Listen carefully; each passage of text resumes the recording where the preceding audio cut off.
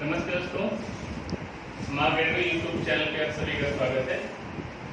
आज चर्चा के केंद्र में होगा हड़प्पा सभ्यता का टॉपिक। हम लोग टॉपिक एनालिसिस करेंगे और पिछले टॉपिक में हम लोगों ने पाषाण काल के बारे में एक संक्षिप्त मूल्यांकन किया हुआ था।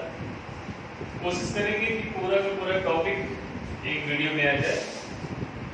वीडियो बहुत लंबा ना हो, जिससे आप लोग आसानी से देख सकें। तो अगर एक वीडियो में आ जाता है समस्त विषय वस्तु तो आ जाता है, नहीं आता है तो नेक्स्ट वीडियो में भी शामिल करने का प्रयास करेंगे, जिससे कि कोई भी मैटर से छूटने न पाए। और बाकी आप लोगों को नोट्स की आवश्यकता होगी तो हम लोग नोट्स भी पूरी टीम की तरफ से प्रोवाइड किया जाएगा, जब लोग PDF के रूप में प्राप्त कर सकते हैं, ऑनलाइन भी और ऑफलाइन भी मिल जाएंगे, हर तरह से मिलेंगे। सबसे पहले हम लोग चर्चा करते हैं कि सिंधु सभ्यता या हड़प्पा सभ्यता का अध्ययन ही क्यों किया जाए, जैसे इतिहास का अध्ययन क्यों किया जाए। इसके संदर्भ में चर्चा होती है तो अलग अलग प्रकार के जवाब मिलते हैं, और इसमें हम लोग देखते हैं कि कुछ लोग बेहद ही लचीला जवाब देते हैं, जिनका शिक्षा के क्षेत्र से कोई लेना देना नहीं रहता है। तो अध्ययन की दृष्टि से हड़प्पा सभ्यता को या सिंधु सभ्यता को हम देखने का प्रयास करें तो हड़प्पा सभ्यता आधुनिक दौर में इतनी अधिक प्रासंगिक है जिसके बारे में हम लोग सोच भी नहीं सकते, क्योंकि जब इसके लक्षणों को, इसके पूरे कैरेक्टर को पढ़ेंगे हम लोग देखेंगे कि आधुनिक युग में विकास के जो मॉडल हमें दिखाई पड़ते हैं वही विकास के मॉडल, उससे भी उच्च स्तरीय मॉडल उस समय में दिखाई पड़ते थे। अब क्या क्या आवश्यक है, कुछ बातों को हमने पहले से बोर्ड पे आप लोगों के लिए लिख रखा है, जिससे कि वस्तुएं विषय वस्तु छूटे ना, लगभग सभी चीजें कवर हो जाए। अब एक एक चीज को हम लोग देखते चलते हैं। सबसे पहले नाम पर चर्चा करते हैं कि सिंधु सभ्यता नाम क्यों पड़ा है या हड़प्पा सभ्यता नाम क्यों पड़ा है, और सबसे पहले कब चर्चा में आई, क्या कारण था कि इसको शुरुआत में उतना ज्यादा महत्व नहीं दिया गया अध्ययन का, और भारतीयों के द्वारा क्यों इस पर विशेष रुचि नहीं ली गई थी। हालांकि आधुनिक दौर में यह एक रिसर्च का विस्तार से विषय बन चुका है। सिंधु सभ्यता हड़प्पा सभ्यता कहे जाने का अर्थ यह है कि सिंधु सभ्यता सिंध नदी के क्षेत्रों में विस्तृत होने के कारण इसका नाम पड़ा हुआ है। साधारण तरीके से जाने, सिंधु सभ्यता नामकरण सिंधु नदी क्षेत्र, नदी तंत्र के क्षेत्र में इसको पाया जाने के कारण इसका नाम पड़ा हुआ है। और हड़प्पा सभ्यता पहला जो खोजा गया स्थल हड़प्पा के नाम से था, इसलिए इसका नाम हड़प्पा सभ्यता से भी लिया जाता है। सैन्डो सभ्यता भी कहा जाता है और इंग्लिश में से इंडस वैली सिविलाइजेशन के नाम से जाना जाता है।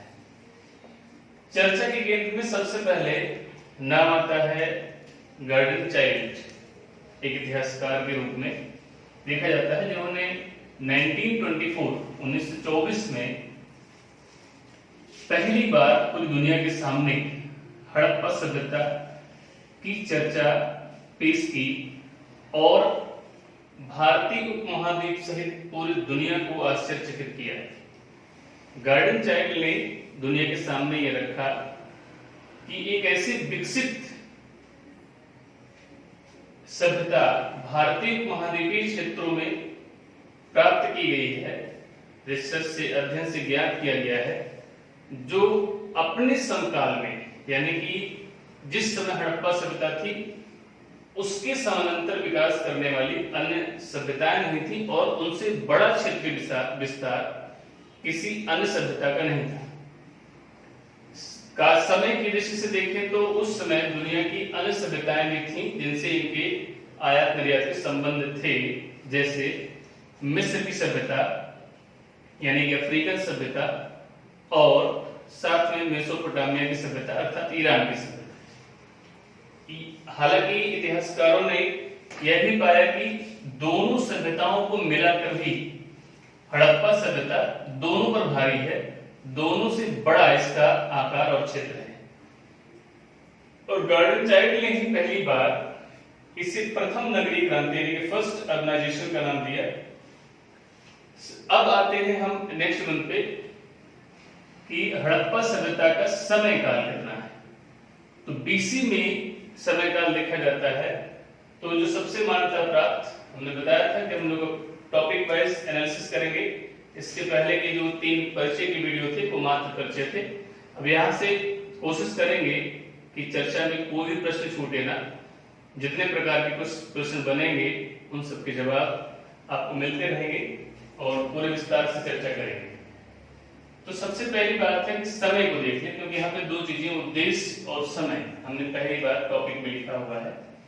उद्देश्य क्या है? उद्देश्य है कि विकास का जो मॉडल उनके पास था, मॉडल का मतलब उनका रहन सहन, उनके निवास स्थल, उनके तौर तरीके, उनकी सामाजिक, आर्थिक, धार्मिक, राजनीतिक और सांस्कृतिक क्रियाकलाप क्या आज से बेहतर थे, तो हमें भी उस मुकाम तक पहुंचने का, उस लक्ष्य तक पहुंचने का, बेहतर बनने का सिस्टम बनाना चाहिए। यदि उनके पास कुछ विशिष्ट चीजें थी या विशिष्ट लक्षण थे जो आधुनिक सभ्यता को अपनाना चाहिए, यही हमारा होता है उद्देश्य। इतिहास पढ़ने का उद्देश्य ही यही है कि यदि कोई विशिष्ट लक्षण या विशिष्ट बातें हमें उस सभ्यता में मिलती हैं तो उन्हें हम अपनाएं, और कुछ विशिष्टता इस प्रकार की मिलती है, जो कमियां मिलती हैं या जो खतरे मिलते हैं उनसे हम सतर्क हों। इतिहास पढ़ने का उद्देश्य यही है। तो उद्देश्य में यहां पर हमें दिखाई पड़ा कि इनके पास कुछ विशिष्टता थी, और आज से लगभग 5000 वर्ष पहले की सभ्यता है। तो 5000 ईयर्स बैक जाएंगे और इतना विकसित मॉडल पाएंगे तो निश्चित रूप से इंटरेस्ट हम सब में होगा कि अगर 5000 वर्ष पहले जो भारत का नगरीय क्रांति था उसके कौन कौन से लक्षण थे। क्योंकि यूरोप में जब ये बातें पहुंची और जब भारत में खोजों का सिलसिला आगे बढ़ा तो यूरोपीय जगत बिल्कुल टेंशन में पड़ गया।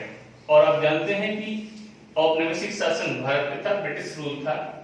तो ब्रिटिश इस बात को लेकर तमाम इतिहासकार चिंता में थे कि इसको पेश कैसे किया जाए, कि ये हमने सब कुछ दिया हुआ है भारत को, और अगर हम इसको, रिसर्च को, खोजों को और आगे बढ़ाते हैं तो खोज करने में तो हमारा श्रेय होगा, लेकिन डेवलपमेंट में, विकास में भारतीय क्षेत्र या भारतीय महाद्वीप का क्षेत्र दुनिया के सामने नंबर 1 या सबसे आगे हो जाएगा। इस बात की चिंता ही उन लोगों को लगातार बनी हुई थी। तो यहां पर हम लोग देखेंगे, सबसे पहले उद्देश्य की बात आ जाते हैं हम लोग समय पर। तो सबसे मान्यता प्राप्त समय जो माना जाता है वह है 2500 बीसी से लेकर 1500 बीसी तक। ये सबसे अधिक मान्यता प्राप्त समय माना जाता है हड़प्पा सभ्यता का। दूसरा जो C14 मेथड है, कार्बन डेटिंग की प्रणाली है, उसमें ये 2750 बीसी से 1500 बीसी, यानी कि 2750 बीसी से 1500 बीसी ईसा पूर्व, बीसी मतलब बिफोर क्राइस्ट, ईसा पूर्व 2750 ईसा पूर्व से 1500 ईसा पूर्व। ये रेडियो कार्बन मेथड से इसका सबसे एग्जैक्ट डेट माना जाता है। ऑप्शन में जिस प्रकार से पूछे उसी प्रकार से आपको क्लिक करना होगा। यदि रेडियो कार्बन मेथड से दी गई डेट उसमें दी गई है तो प्रायः हम लोग इस पे विकल्प को चुनेंगे और एग्जाम को क्वालिफाई करेंगे। और अगर C14 का मेथड नहीं होता है तो हम लोग सर्वाधिक मान्यता प्राप्त को लेकर चलेंगे। यह हो गई समय की बात। ज्यादा समय पर चर्चा नहीं करते हैं क्योंकि भारतीय और विदेशी इतिहासकारों में समय को लेकर अनेक प्रकार के मतभेद उजागर हुए हैं। तो हमें मध्य से क्या करना है, जो सर्वाधिक मान्यता प्राप्त और जो ऑथेंटिक माना गया है उन्हीं को लेकर चलेंगे। चलिए कुछ विषय वस्तुओं को यहाँ से हम इरेज करते हैं और चर्चा को आगे बढ़ाते हैं। अब हम देखते हैं अगला पॉइंट जो लिखा हुआ है विस्तार, और फिर स्थल लिखा हुआ है। विस्तार और स्थलों की चर्चा करते हैं। तो देखेंगे कि सबसे पहले देखें कौन कौन से देश में कहां कहां पर इस सभ्यता का विस्तार था। तो सभ्यता का विस्तार 3 देशों में देखा जाता है, आधुनिक भारत, पाकिस्तान और अफगानिस्तान। अफगानिस्तान में बहुत ही कम था क्षेत्र। भारत और पाकिस्तान में हजारों क्षेत्र पाए गए हैं। सबसे पहली बात जाने कि पुस्तकों में दिए गए 10-20 क्षेत्रों तक ही हम लोग सीमित होते हैं, लेकिन यह क्षेत्र हजारों की संख्या में थे, छोटे बड़े मिलाकर। लेकिन इस भारतीय महाद्वीप में कौन सा प्रसिद्ध क्वेश्चन बनता है? वह क्वेश्चन बनता है त्रिभुजाकार। त्रिभुजाकार आकृति में इस सभ्यता का पाया जाना।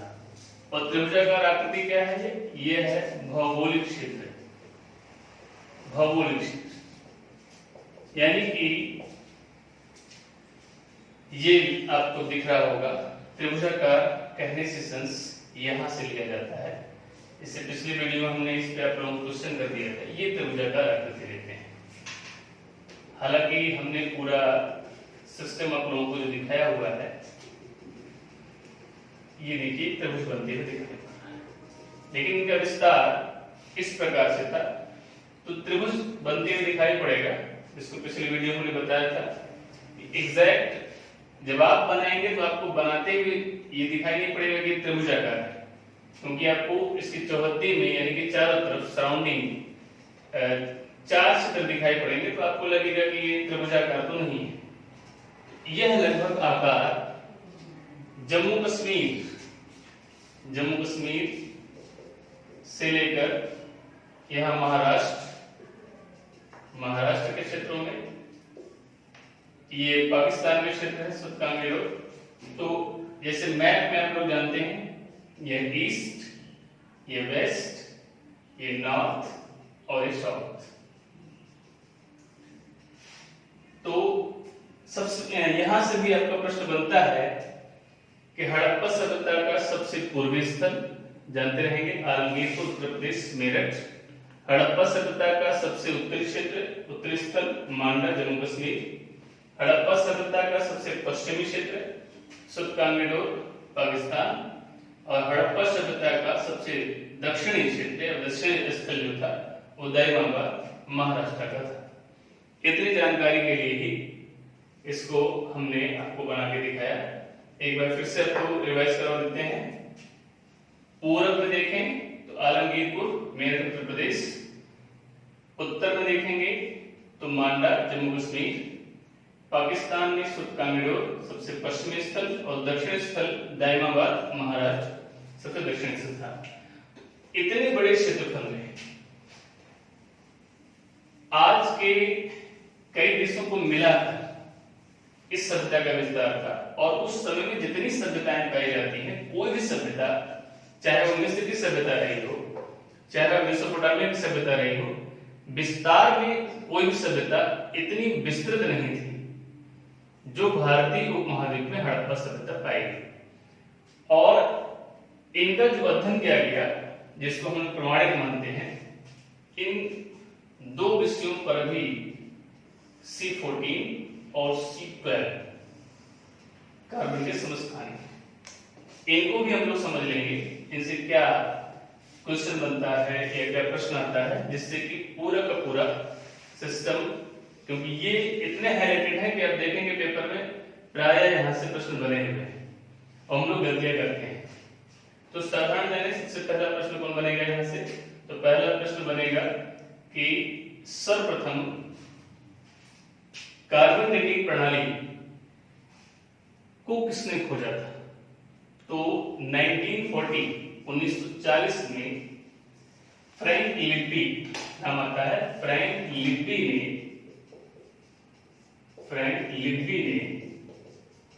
सर्वप्रथम C14 मेथड यानी कार्बन डेटिंग की प्रणाली, जिससे लगभग 50,000 वर्ष पुरानी वस्तुओं का, जिससे लगभग 50,000 वर्ष पुराने वस्तुओं का अध्ययन किया जा सकता है, उनके समय के बारे में जाना जा सकता है। अब कैसे जानते हैं?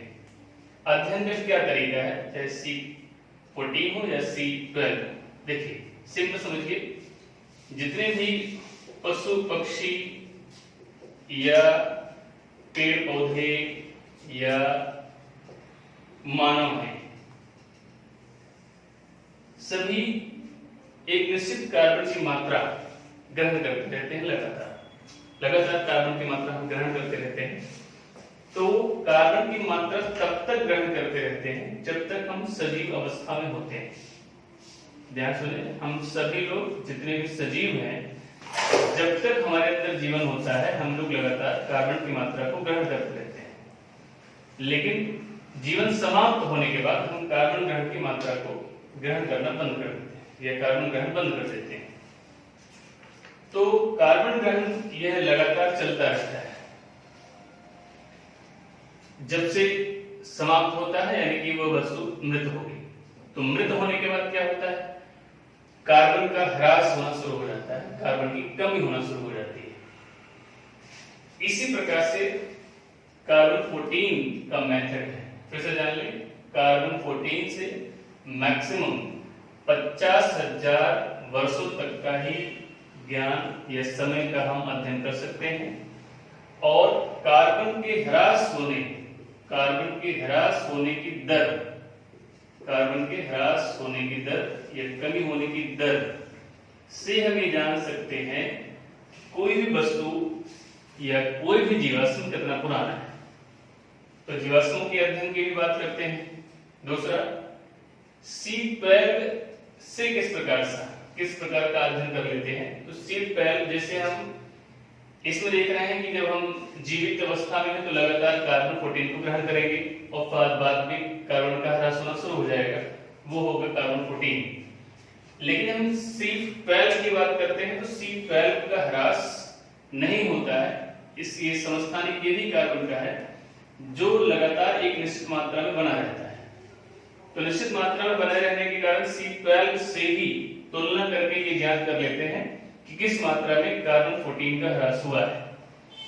अब इतिहासकारों ने या अध्ययनकर्ताओं ने, वैज्ञानिकों ने यह बात बताई कि कार्बन डेटिंग में C14 के द्वारा जो निकाला गया समय है वह इसकी आधी, किसी वस्तु की आधी उम्र 5568 ईयर्स, हाफ एज बताता है। यानी कि अगर C14 से हाफ एज इतना निकल रहा है तो इसका गुना करने पर डबल एज हो जाएगा, यानी कि फुल एज दिखाई पड़ेगा और ये स्थिर होते हैं। तो ये दो बातें C14 और C12 के बारे में जहां से आपके प्रश्न बनते हैं इनकी भी हमने चर्चा कर ली है और आगे के बिंदुओं में आते हैं। नेक्स्ट, अगला हम लोग चलते हैं कि सबसे पहले किस विद्वान ने इन भारतीय महाद्वीप के क्षेत्रों में हड़प्पा सभ्यता के विस्तार और उनके उत्खनन के बारे में जानकारी दी। तो पहले व्यक्ति हमने पिछली वीडियो में बताया था, पहला नाम आता है चार्ल्स मैसन का नाम आता है 1826 में। किसका नाम आता है? चार्ल्स मैसन। अब अगर 1826 का आप समय देखेंगे तो ये भारत में धार्मिक और सामाजिक सुधारों का समय है। यहां पर लगातार धार्मिक और सामाजिक सुधार चल रहे हैं। उस समय में चार्ल्स मैसन ने जानकारी दी कि भारतीय महाद्वीपीय क्षेत्र में किसी सभ्यता के पाए जाने के कुछ साक्ष्य दिखाई पड़ रहे हैं, जिस पर मोहर लगाने का काम 1863 में रॉबर्ट ब्रुसफुट, और इनकी थोड़ा सामने चर्चा पिछली वीडियो में की थी, एक बार फिर से देख लेंगे तो बिल्कुल क्लियरिटी रहेगी। रॉबर्ट ब्रुसफुट का नाम आता है। और इसके बाद आगे प्रमुख नाम आता है जनरल कनिंघम का, जो भारतीय पुरातत्व विभाग के प्रमुख थे। इनके निरीक्षण में विशिष्ट कार्य किए गए हैं, जिन्हें भारतीय पुरातत्व विभाग का जनक भी कहा जाता है। एक बार पुनः सुन लें, जनरल कनिंघम को भारतीय पुरातत्व विभाग का जनक कहा जाता है। भारतीय पुरातत्व का जनक रॉबर्ट ब्रुसफुट को कहा जाता है और भारतीय पुरातत्व विभाग का जनक अलेक्जेंडर कनिंघम को कहा जाता है। इसे हम ध्यान से जानते रहेंगे इससे यहाँ से बनने वाले प्रश्न भी आराम से सॉल्व हो सके। तो कुछ विशेष जानकारियां इन नामों से। अब नेक्स्ट हम लोग देखते हैं कौन कौन से स्थल थे और उन दशाओं में किस प्रकार उनका सामाजिक, आर्थिक, धार्मिक, राजनीतिक और सांस्कृतिक ये पूरा सिस्टम उनके किस प्रकार के थे। और साथ ही आप देखेंगे स्रोत और प्रमाण। स्रोत और प्रमाण ये टॉपिक हमने इसीलिए लिख रखे हैं जिससे हमारे कोई विषय वस्तु छोटे न पाए और मैक्सिमम को हम लोग एक वीडियो में कर पाए। फिर इसकी चर्चा भी हम डिटेल से करेंगे। अब देखते हैं कि कौन कौन सी सामाजिक दशाएं थी, कौन कौन सी आर्थिक दशाएं थी, कौन कौन सी धार्मिक दशाएं थी, कौन सी राजनीतिक थी, कौन सी सांस्कृतिक थी। लेकिन उससे पहले जरा सा हम लोग इस चर्चा को देखें कि हड़प्पा सभ्यता क्या विशिष्ट लोगों की सभ्यता थी या हड़प्पा सभ्यता साधारण लोगों की सभ्यता थी। तो निश्चित रूप से आप कहेंगे कि हड़प्पा सभ्यता जनरल मैन या साधारण लोगों की सभ्यता थी, लेकिन उस सभ्यता के द्वारा अनेक प्रकार के असाधारण कार्यों का वर्णन हम लोग देखेंगे कि बिल्कुल विशिष्ट कार्य किया। जैसे निर्माण में देखें तो निर्माण में उनके रहन सहन को सबसे पहले देखते हैं, किस प्रकार उनका निवास हुआ करता था, किस प्रकार से वे रहते थे, इसके बारे में चर्चा करें तो हम लोग ये देखेंगे कि प्रायः जो नगर हुआ करते थे, कोई भी नगर हो, चाहे वो भारतीय नगर हो या पाकिस्तानी क्षेत्र का हो, अफगानिस्तान के क्षेत्र का हो, किस क्षेत्र का कोई भी नगर हो, तो नगर प्रायः दो भागों में बटे रहते थे। इसीलिए एक प्रश्न बन जाता है कि सभी नगर तो दो भागों में बटे थे, लेकिन एक अपवाद के रूप में कौन सा नगर था जो तीन भागों में बटा हुआ था। तो उसको हम लोग जानते रहेंगे। गुजरात का धौलावीरा एकमात्र नगर था जो तीन भागों में बटा हुआ था। फिर सुन लेंगे, समस्त जो इनका नगर तंत्र था, नगरों का सिस्टम था, वह दो भागों में बटा हुआ था। एकमात्र गुजरात का स्थल धौलावीरा ये तीन भागों में बटा हुआ था। ये बार बार क्वेश्चन पीसीएस में भी आ चुका है और वनडे एग्जाम में बार बार पूछा जाता है। इसको हम लोग ध्यान करेंगे, इसे हम लोग दिमाग में रखेंगे। अब दो भागों में किस प्रकार से, तो दो भागों में दो टीले बनाए जाते थे। एक होता था ऊंचा टीला, ऊंचा टीला जिसे हम लोग दुर्ग के नाम से भी जानते हैं, और एक निचला भाग होता था। निचला भाग कई लोगों ने निचला टीला भी कहा हुआ है, निचला टीला भी कह सकते हैं, इसमें कोई डाउट की बात नहीं है। तो समाज के विशिष्ट लोग, विशिष्ट लोग कहने से आशय है व्यापारी वर्ग या शासक वर्ग, व्यापार होता था, अंतरराष्ट्रीय व्यापार होता था। शहरी अर्थव्यवस्था है, नगरीय अर्थव्यवस्था है, तो व्यापार निश्चित रूप से होंगे, सारी व्यवस्थाएं होंगी। तो इन क्षेत्रों में, ऊंचे भाग वाले क्षेत्र में विशिष्ट लोग, शासक वर्ग के लोग और व्यापारी वर्ग के लोग रहा करते थे, जबकि निचले भाग में, निचले श्रेणी के क्षेत्र में साधारण जनता का निवास होता था। किसका निवास? साधारण जनता। तो इस प्रकार का डिवाइडेशन इनके नगरों में दिखाई पड़ता है। दूसरा, और भी चीजों को देखते हैं। ये तो इनके रहन सहन की बात हो गई। सीक्वेंस में हम लगातार आगे बढ़ते जा रहे हैं। हम बार बार वीडियो में आप लोगों से आग्रह करते हैं कि आप लोग अगर चाहें, बहुत ज्यादा नहीं आवश्यकता महसूस होती है, अगर बार बार वीडियो को रिपीट करके देखना चाहते हैं तो आपकी इच्छा है, लेकिन अगर उचित ये होगा कि आप लोग जो है पेन और कॉपी लेकर वीडियो देखें तो ज्यादा बेहतर होगा। और अगर डिटेल चर्चा चाहते हैं तो कमेंट में बता सकते हैं, तो इसको और भी मॉडिफाइड करके डिटेल चर्चा कर देंगे। हम चाहते हैं कि समस्त बिंदु या जितने भी फैक्ट्स हों उनको कवर करें, जिससे सही प्रकार की पीसीएस प्री एग्जाम तक के सेक्शन को हम निपटा पाए। चर्चा और बढ़ाएंगे तो वो मेंस लेवल पर जाएगी, लेकिन चर्चा को इसीलिए विशिष्टता नहीं दे रहे। अब आगे देखें निर्माण में। निर्माण में जैसे विशाल स्नानागार, विशाल स्नानागार जिसे हम लोग आज स्विमिंग पूल के रूप में देखते हैं। स्विमिंग पूल सीमित हो गया है, जलाशय हम लोग छोड़ नहीं रहे। जितने भी हमारे पास तालाब थे, जितने भी हमारे पास इस तरह के स्रोत थे, उन सबको हम लोगों ने नष्ट किया है। और बाद में इस पे हमारे पास भारतीय जल पुरुष ने जब क्रांति करवाई तो धीरे धीरे हम लोगों ने तालाब, पोखरा और तमाम प्रकार की नहरों की खुदाई के कार्यक्रम पुनः शुरू किए। और जल पुरुष का नाम क्या है? वाटरमैन ऑफ इंडिया जिन्हें कहा जाता है, जिन्हें रेमन मैग्सेसे पुरस्कार मिला हुआ है, जिनका नाम है राजेंद्र सिंह। लेकिन इन लोगों को देखें कि विशाल स्नानागार, इतने बड़े स्नानागार पाए जाते थे, सीढ़ीनुमा सीढ़ियां बनी होती थी, और ये पाया गया है मोहनजोदड़ो से। तो यानी कि ऐसा एक स्थल स्नानागार के लिए, जल संचय के लिए लोगों ने बना रखा था, जिससे सभी लोग एक साथ इकट्ठे होकर भी समस्त सभ्यता के लोगों के लिए जल की कोई समस्या ना हो। और स्नानागार से अब इनके, अगर इसमें कभी निकालने के लिए हम कह सकते हैं इनके पास टेक्नोलॉजी नहीं थी, ये बोरिंग कर सके या नल लगा सके, तो ठीक बात है, ऐसा किसी प्रकार का साक्ष्य नहीं बना है। लेकिन आज के 5000 वर्ष पहले की बात हो रही है, 5 वर्ष पहले की बात नहीं हो रही। आप केवल 200 वर्ष पहले जाएं तो आपको अनेक वस्तुओं को, अनेक प्रकार के निर्माण को भी हम नहीं देखते हैं। तो यहाँ 5000 वर्ष पहले अगर विशाल स्नानागार पाया जाता है, अन्नागार, ग्रेनरी, अन्नागार के साक्ष्य जो हमें हड़प्पा से प्राप्त होते हैं।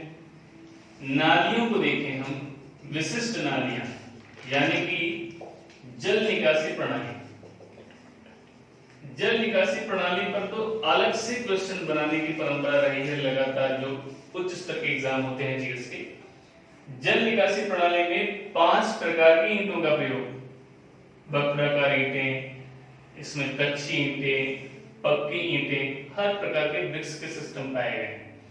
तो एक प्रकार से देखें, जल निकासी प्रबंधन अगर आज हम देखें तो अभी यदि मुश्किल से 1 घंटे की बारिश किसी भी बड़े शहर में हो जाए, चाहे दिल्ली हो, चाहे लखनऊ हो, चाहे सेंट्रल राजधानी हो और चाहे भारत की राजधानी हो, अगर 1 घंटे की बारिश केवल हो जाती है तो हम जानते हैं कि उस शहर में कंडीशन क्या होगी। और उस समय में अगर इनके पास जल निकासी प्रणाली थी तो एक विशिष्ट बात है कि जल निकासी प्रणाली होना, और पूरे सिस्टम क्या बनते थे कि जो यहाँ पे देखा जाता है, ग्रिड पद्धति पर बसा हुआ पूरा नगर, ग्रिड पद्धति पर बसा हुआ पूरा नगर। और सड़कें प्रायः समकोण प्रकार की थी, सड़कें प्रायः समकोण प्रकार की थी, यानी कि 90 डिग्री का एंगल बनाती थी। आज देखने का प्रयास करें किसी भी बड़े नगर को, चाहे अपनी कमर्शियल कैपिटल मुंबई को देखें, यानी वाणिज्यिक राजधानी मुंबई को देखें, दिल्ली को देखें, लखनऊ को देखें, बेंगलुरु को देखें, भारत में एकमात्र शहर चंडीगढ़ को अगर छोड़ दिया जाए तो कोई भी भारतीय नगर मुझे लगता है कि रेयर ही होगा जहां पर सड़कें समकोण पर काटती हुई दिखाई पड़ेगी। इतने जिगजैग रोड होते हैं कि दिखाई पड़ जाता है कि हमारे पास एक विशिष्ट व्यवस्था नहीं है।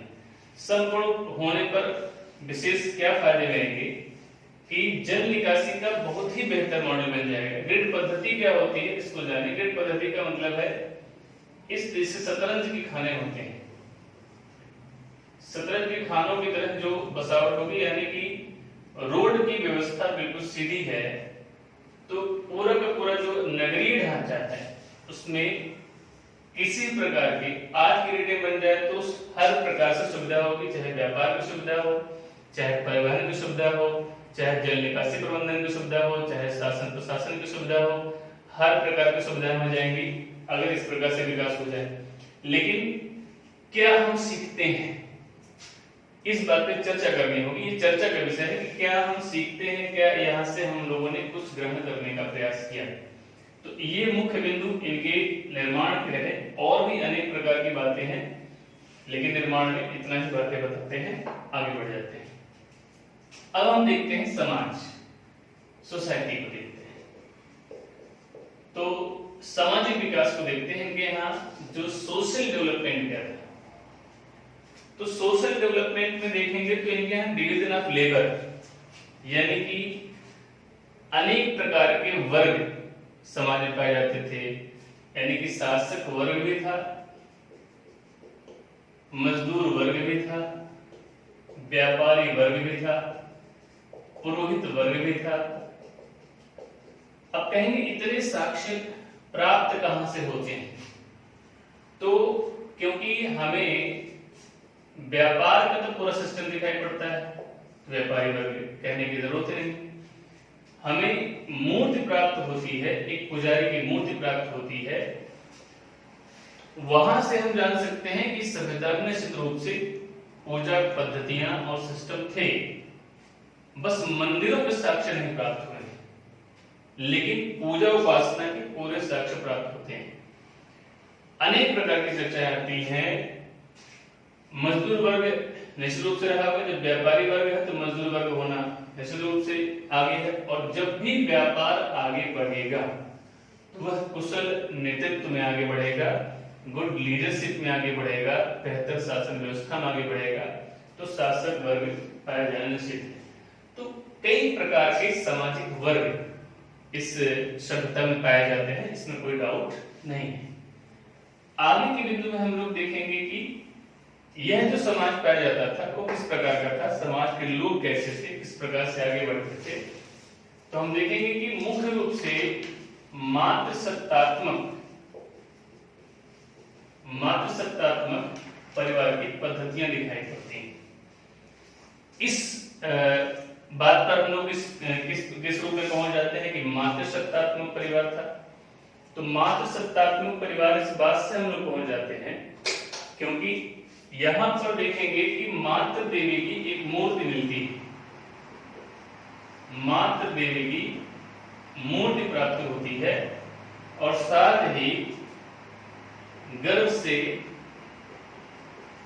निकलते हुए वृक्ष की आकृति की भी प्रतिमा प्राप्त हुई है, जो इस बात को इंगित करने में बिल्कुल भी पीछे नहीं रहते हैं कि हड़प्पा काल में माताओं और महिलाओं को, यानी कि महिलाओं को विशिष्ट स्थान प्राप्त था। इसी प्रकार से तो हम जानेंगे, जो हमें साक्ष्य प्राप्त होंगे उन्हीं से तो हम जान पाएंगे कि वाकई में वहां पर क्या था। तो ये इनका सिस्टम था जिसमें ये आगे बढ़ते थे। तो मातृसत्तात्मक परिवार का सिस्टम था।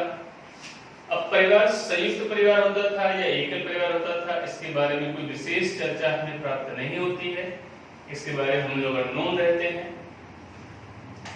आगे आते हैं हम लोग अर्थव्यवस्था में चलते हैं। ये तो सामाजिक व्यवस्था, जिसको हमने संक्षेप में बताने का आप लोगों को प्रयास किया।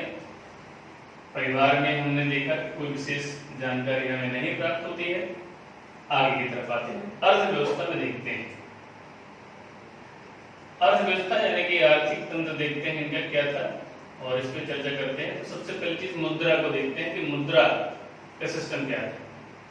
तो मुद्रा के प्रमाण लगभग नहीं पाए जाते हैं। मुद्रा के प्रमाण नहीं पाए जाते हैं।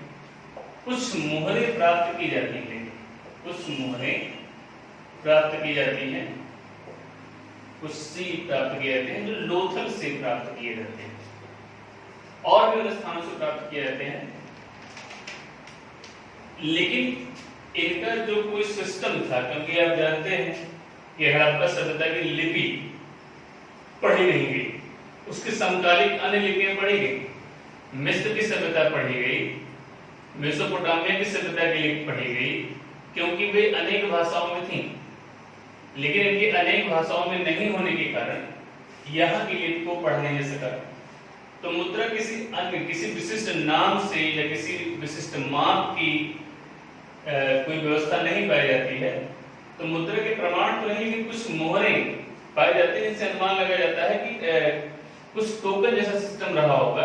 हालांकि जो विशिष्ट प्रणाली थी आयात निर्यात के लिए या लेन देन के लिए, वो हमारा वस्तु विनिमय प्रणाली का विस्तार ज्यादा था। वस्तु विनिमय प्रणाली का विस्तार ज्यादा था, लेकिन इससे भी इनकार नहीं कर सकते हैं कि कुछ मात्रा में अगर मोहरें दिखाई पड़ रही हैं तो निश्चित रूप से आयात निर्यात के लिए कुछ विशिष्ट संकेतों का प्रयोग या कह सकते हैं टोकन का प्रयोग उस समय के लोग करते थे।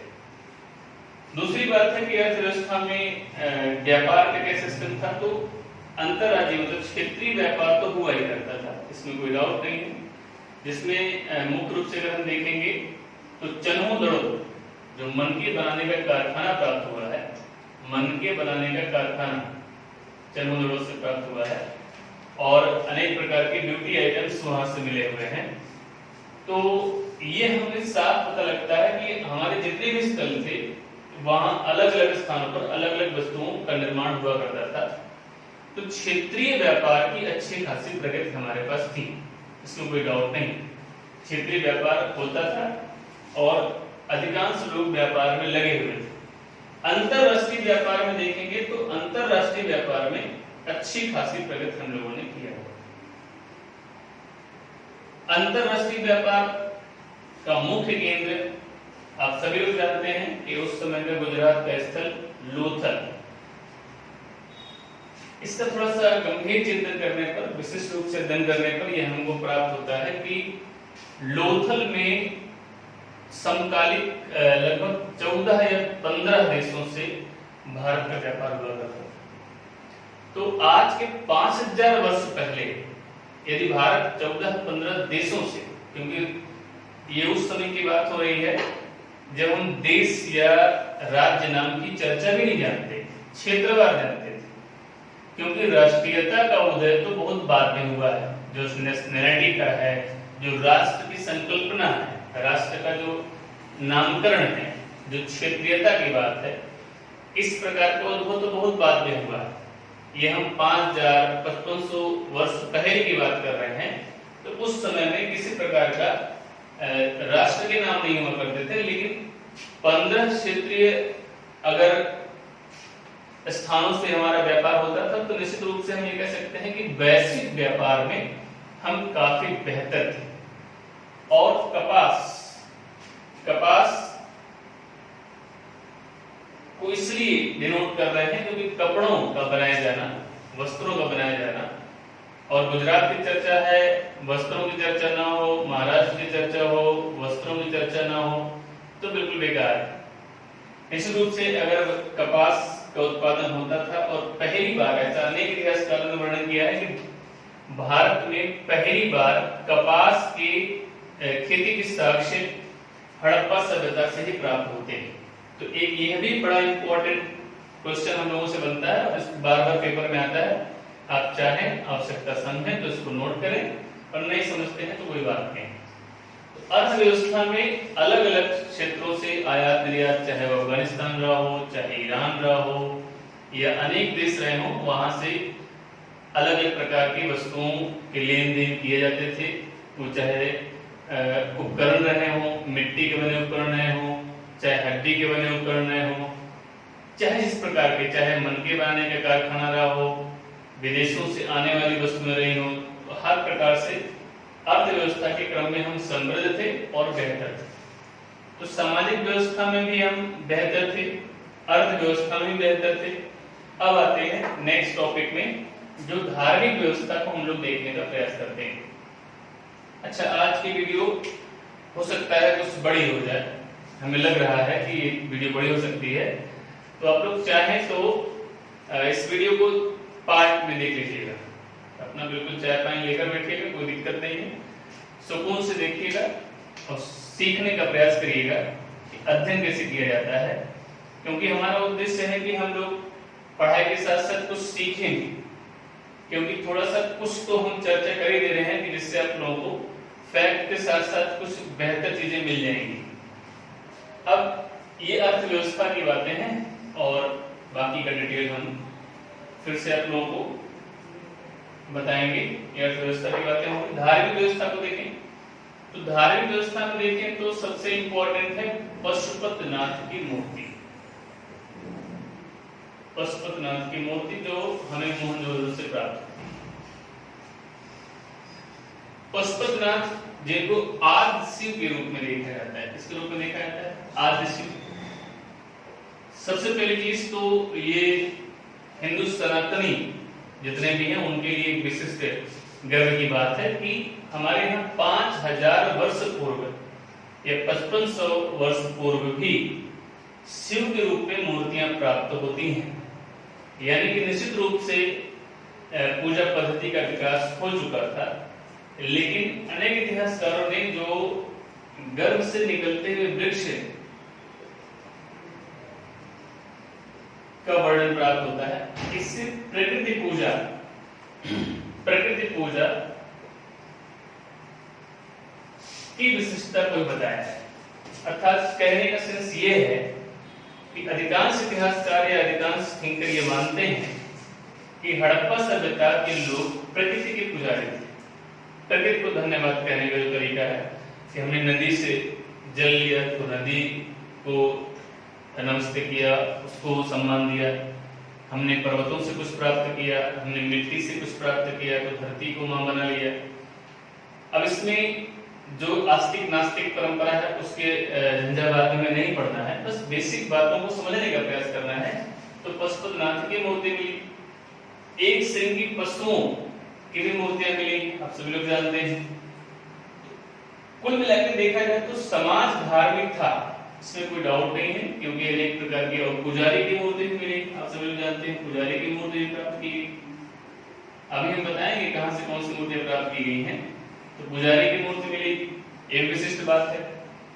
लेकिन जो साक्ष्य नहीं मिला था वो था मंदिर का साक्ष्य या मस्जिद का साक्ष्य। इस प्रकार के साक्ष्य कोई प्राप्त नहीं होते हैं, कोई भी पूजा स्थल नहीं प्राप्त होता है। कहने का सेंस ये किसी प्रकार के धार्मिक नामकरण की आवश्यकता नहीं है, बल्कि ये ऐसे किसी प्रकार का कोई भी हमें इस तरह का साक्ष्य नहीं मिलता है जिससे हम जान पाए कि उस समय में किसी विशिष्ट स्थल पर पूजा पद्धति को आगे बढ़ाया जाता था। इसका निश्चित रूप से अर्थ ये है कि अगर पूरी सभ्यता में जो लगभग अगर एरिया के बारे में देखें तो लगभग 10 लाख स्क्वायर किलोमीटर के आसपास इसका क्षेत्र विस्तार था। इतने बड़े क्षेत्र में अगर कोई मंदिर या किसी प्रकार का पूजा स्थल नहीं प्राप्त होता है तो निश्चित रूप से प्रकृति की पुजारी होने पर पहुंचना कोई गलत बात नहीं होगी, लगभग ठीक बात है। तो ये इनका धार्मिक आचरण था, धार्मिक तौर तरीका था। इसके बाद हम लोग आगे बढ़ते हैं और इनकी राजनीतिक संस्थाओं को देखते हैं कि राजनीति में किस प्रकार का विकास दिखाई पड़ता है। तो राजनीतिक विकास की बात करें तो कोई विशेष चर्चा हमें दिखाई नहीं पड़ती कि राजनीति के संदर्भ में इनके यहाँ कोई राजनीतिक विकास हुआ था। राजनीतिक विकास को देखें तो राजनीतिक विकास की कोई विशेष दशाएं नहीं दिखाई पड़ती। शासक वर्ग था लेकिन इसका कोई विशेष वर्णन नहीं दिखाई पड़ता है किस प्रकार के कानूनों से देश संचालित होता था, लिखित होते थे या मौखिक होते थे या कट्टर था या समानता की बात। तो इस तरह से कोई विशेष राजनीतिक विकास की बातें हमें इस मामले में हड़प्पन लोग थोड़ा सा वीक दिखाई पड़ते हैं। तो 5000 वर्ष पहले के हैं तो उतना ज्यादा बौद्धिकता का विकास कहें कि ना था तो ठीक नहीं होगा, लेकिन राजनीति का विकास नहीं होने का मतलब ये नहीं है कि वो लोग राजनीति से संचालित नहीं थे, संचालित निश्चित रूप से रहे होंगे, पर नियम कानूनों का तरीका क्या था इसके बारे में कोई विशेष जानकारी यहाँ से प्राप्त नहीं होती। संस्कृति को देखें, सांस्कृतिक तत्व को हम देख सकते हैं। तो समस्त जितनी भी कार्य प्रणाली है इन्हीं सबको मिला के हम लोग संस्कृतियों में पहुंचते हैं। संस्कृति शब्द अपने आप में एक पारिभाषिक शब्दावली है जिसमें रहन सहन से लेकर वेशभूषा और अनेक उनके व्यवहारों को शामिल किया जाता है। कुछ भी शेष नहीं बचता है, सब कुछ शामिल होता है। तो संस्कृति कहने का मतलब यही है, सांस्कृतिक विकास कहने का सेंस यही है कि एक विशिष्ट प्रकार की, हाँ कुछ बातें संस्कृति में खास हैं, जैसे चित्रित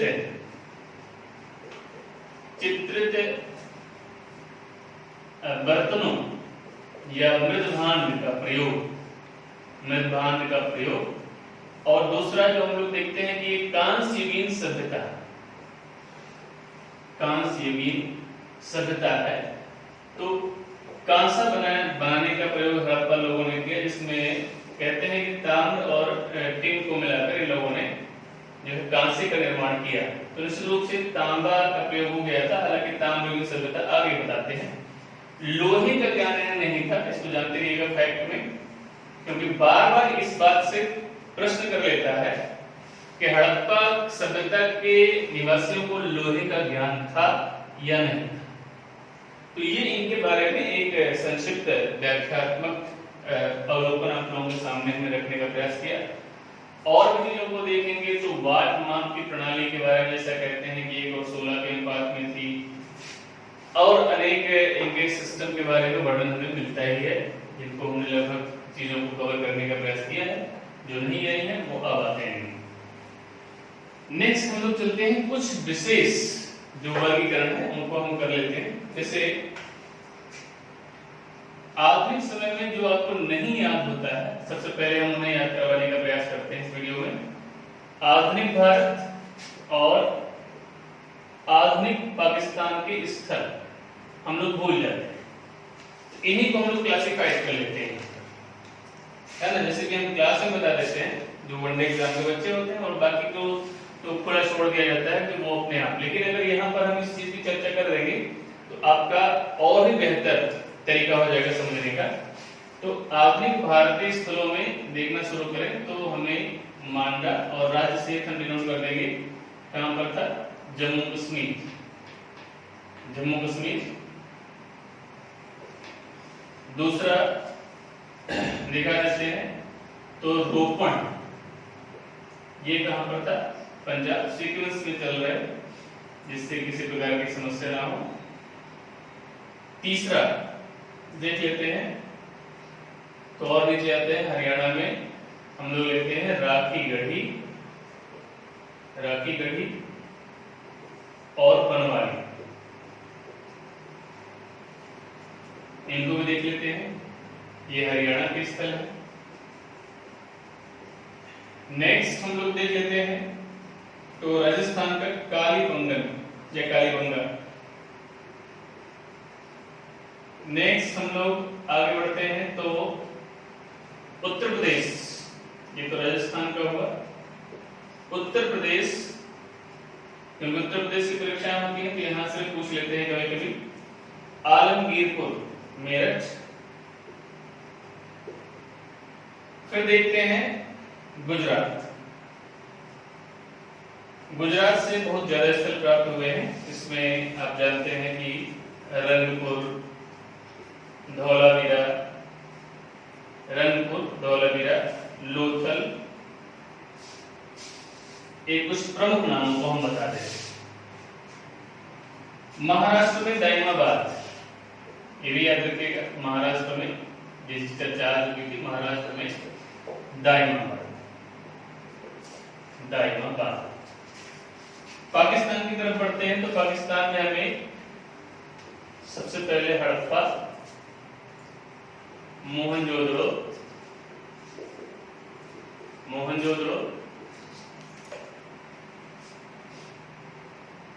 चन्हूदड़ो,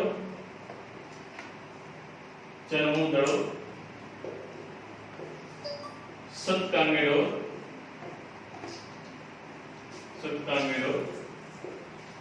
सुतकाको, ऐसे अनेक स्थल थे। अब एक इतिहासकार का नाम आता है जिनका नाम है स्टुअर्ट पिगट। स्टुअर्ट पिगट ने हड़प्पा और मोहनजोदड़ो को जुड़वा साम्राज्य की राजधानी कहा हुआ है। एक बार पुनः सुन लें, स्टुअर्ट पिगट ने हड़प्पा और मोहनजोदड़ो को जुड़वा साम्राज्य की राजधानी कहा हुआ है।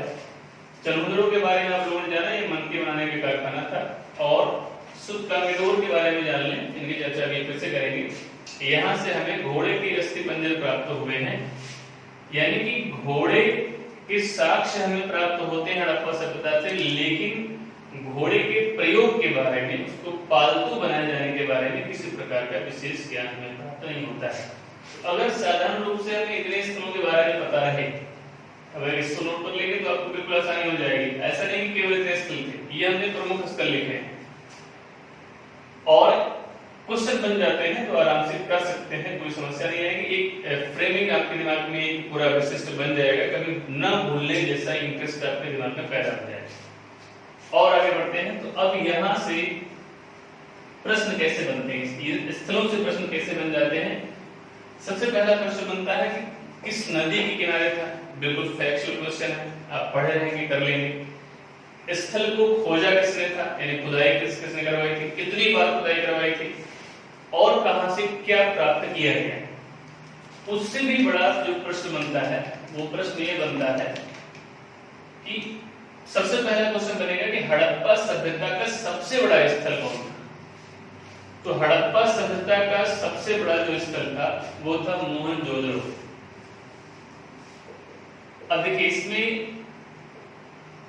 इतने खतरनाक हड़प्पा सभ्यता का यानी कि लार्जेस्ट प्लेस था कौन, मोहनजोदड़ो। लेकिन यदि भारत में देखें तो भारत में सबसे बड़ा स्थल कौन था, राखी गढ़ी। टोटल हड़प्पन सिविलाइजेशन का पूरे भारत और पाकिस्तान दोनों को मिलाकर मोहनजोदड़ो सबसे बड़ा था। लेकिन केवल भारत में देखें, वर्ल्ड इंडिया को देखें, अगर केवल भारत को देखें तो सबसे बड़ा स्थल कौन था, राखी गढ़ी सबसे बड़ा स्थल था। और बाकी के बारे में क्वेश्चन बन जाते हैं, जैसे धौलावीरा के बारे में स्थानों से। फिर कुछ चीजों को हमने डिनोट कर दिया है, जैसे किस वाइसराय के काल में अध्ययन कार्य शुरू किया गया था।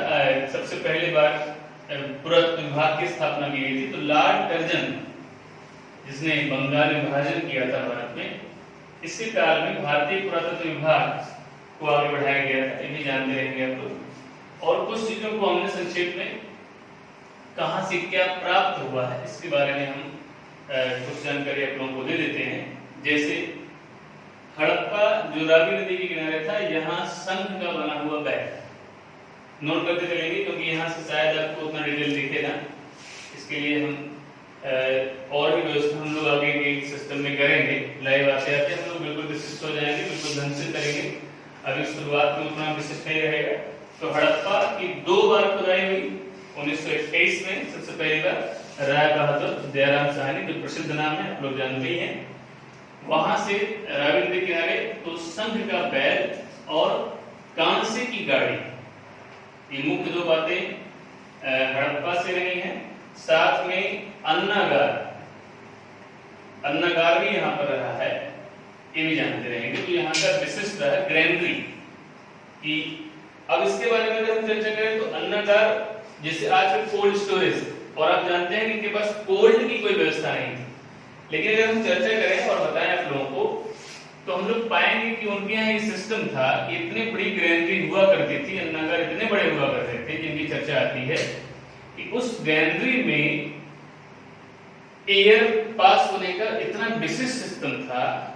और ऐसा भी देखा जाता है उनके अधिवासों में, जहां वो लोग रहते थे, जहां निवास करते थे, वहां भी वो लोग बिना पंखे बिना एसी के इस तरह से झरोखा बनाया करते थे पूरे घर में कि एयर पास का बिल्कुल सिस्टम उत्तम कोटि का था। जैसे हमें बहुत पुराने घरों को देखें जो कच्चे मकान हुआ करते थे, शायद अब नई जनरेशन को ना याद हो तो पुराने लोगों से पूछेंगे तो घरों में पहले छोटे से जंगले लगाए जाते थे। तो छोटे से जंगले लगाए जाते थे और हमेशा जो है उनको पूर्व या उत्तर में रखा जाता था, क्योंकि मानसूनी हवाएं भारतीय क्षेत्रों में अधिकांशतया पूर्व या उत्तर से ही आती हुई दिखाई पड़ती है, जिससे लगातार एयर हमें प्राप्त होती रहेगी। और पश्चिम से इसलिए बचते थे बनाने से, हालांकि बनाते हैं इसमें कोई डाउट नहीं है, क्योंकि हम जानते हैं कि लू का प्रकोप गर्मियों में हमें पश्चिम से ही झेलना पड़ता है। तो ये विशिष्ट तरीका उन लोगों के पास था। तो अन्नागारों में भी एसी लगाने की आवश्यकता नहीं थी, कोल्ड स्टोर बनाने की आवश्यकता नहीं थी, बिल्कुल इतने तरीके से उन लोगों ने रखा हुआ था, जो अपने आप में एक विशिष्ट बात है। दूसरी चीज है मोहनजोदड़ो, जो सिंधु नदी के किनारे, ये दोनों स्थल पाकिस्तान के हैं, हमने पहले ही बता दिया है। सिंधु नदी के किनारे था मोहनजोदड़ो, जहां से विशाल स्नानागार, बाथिंग पर स्वस्तिक का चिन्ह नोट करते रहेंगे, पुजारी की मूर्ति, नर्तकी की मूर्ति, एक श्रृंगी पशु और पशुपतिनाथ की मूर्ति। इतने प्रश्न बनते हैं और कभी कभी पूछ लेता है मोहनजोदड़ो शब्द का अर्थ क्या है, तो लोग बताते हैं और मृतकों का टीला, प्रेतों का टीला, इस प्रकार से मोहनजोदड़ो के नाम के बारे में चर्चा करते हैं। तो दो बातें हो गई हड़प्पा और मोहनजोदड़ो से, इनको थोड़ा सा हटाने का प्रयास करते हैं जिससे आप लोगों के लिए और आसानी हो जाए। एक बार और आपको रिपीट कर देते हैं जिससे आपको बार बार घुमा के देखना ना पड़े। हड़प्पा जो रावी नदी के किनारे, सन का बैल, अन्नागार, कांसे की गाड़ी और मातृ देवी की मूर्ति, मातृ देवी की मूर्ति, इतने स्रोत हमें, इतने प्रमाण हमें हड़प्पा से प्राप्त होते हैं। मोहनजोदड़ो जो सिंधु नदी के किनारे था, यहाँ से स्नानागार, स्वास्तिक, पुजारी, नर्तकी, पशुपतिनाथ और एक सिंगी पशु पूछा जा चुका है, एक सिंगी पशु प्राप्त हुआ है मोहनजोदड़ो से। और आगे बढ़ते हैं तो चन्होदड़ो से हमें प्राप्त हुआ है मनके बनाने का कारखाना, और लोथल जहां से एक प्रसिद्ध बंदरगाह, जो प्रसिद्ध बंदरगाह हुआ करता था, हमने बताया इसको चर्चा में कि यहाँ से लगभग 14-15 देशों से व्यापार हुआ करता था, इसको रंगनाथ राव के द्वारा खोजा गया था। यहाँ से चावल के साक्ष्य प्राप्त हुए हैं और एक प्रसिद्ध बंदरगाह प्राप्त हुआ है, ये भी जानते रहेंगे आप लोग। और आगे बढ़ जाते हैं तो प्रमुख बातों को ले लेते हैं। कालीबंगा से जुते हुए खेत, जुते हुए खेत के साक्ष्य हमें प्राप्त होते हैं। अब बहुत से स्टूडेंट के दिमाग में आ सकता है कि जुता हुआ खेत कैसे प्राप्त हो सकता है, खुदाई करेंगे तो जुता हुआ खेत कैसे प्राप्त होगा? जुता हुआ खेत नहीं प्राप्त होगा, जुती हुई उसमें दिखाई पड़ेगी जो धारीदार जमीन दिखाई पड़ेगी, तो उसी से अनुमान लगाया जा सकता है। अब जो जिंदगी में शहर में रहा हो वो इस बात को नहीं समझ सकता है, उसको समझाने के लिए लाइव आना पड़ेगा या उसको समझाने के लिए ऑफलाइन क्लास में आना पड़ेगा। आगे की बातें जाने। धौलावीरा, कालीबंगा का अर्थ जो लोग जानते हैं वो लोग जान ले, इसका अर्थ होता है कांच की चूड़ियां, यानी कि और काली चूड़ियों से लगाया जाता है। धौलावीरा जो सफेद कुआं के नाम से प्रसिद्ध है, इसका अर्थ लिया जाता है। और धौलावीरा जो 3 भागों में बटा हुआ था, बनवाली से मिट्टी का हल प्राप्त हुआ है, रंगपुर से धान की भूसी के साक्ष्य मिलते हैं, और सुरकोटदा से घोड़े के अस्थिपंजर प्राप्त होते हैं।